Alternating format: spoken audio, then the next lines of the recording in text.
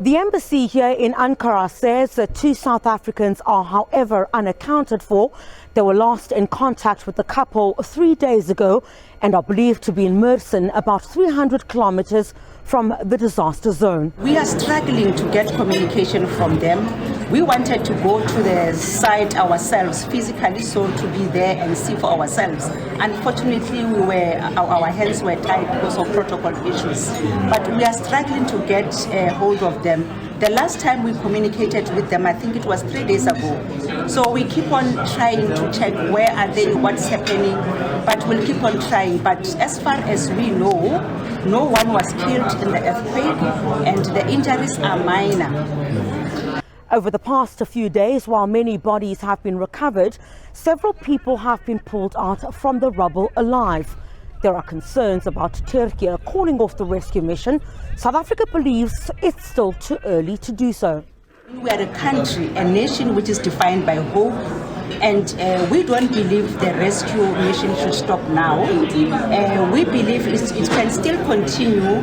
As you rightfully say, miracles do happen. You may find people can still be underneath the rubble and lived for a month or so. So from our side, we really feel sad to say there's this announcement to say the rescue must come to an end. Now is the mop-up. So we don't believe in that. We believe that life it can still be saved and rescued, even if after what the scientists are saying. The embassy also thanked humanitarian organization Gift of the Givers for their role in the rescue. This is a very, very sincere thank you from the bottom of our hearts, of all 80 million plus Turkish citizens and beyond. You were one of the first runners when the disaster struck eastern Turkey on the morning early hours of the 6th of February.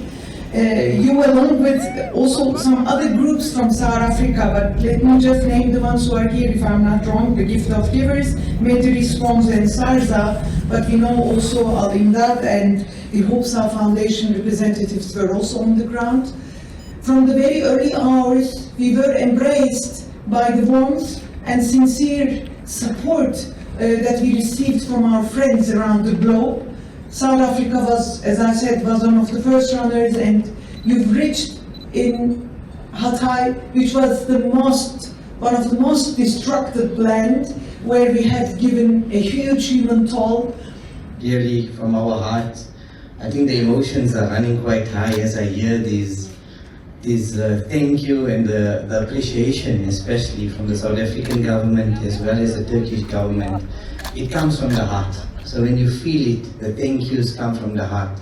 Each and every one of our members were out there and they all have stories to tell.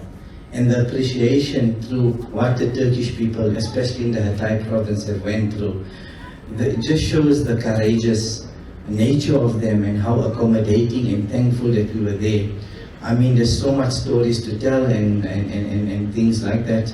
But as our teams were there, they looked after our teams out in the field. South Africa says it will continue to provide support to the distraught nation. Criselda Lewis, SABC News in Ankara, Turkey.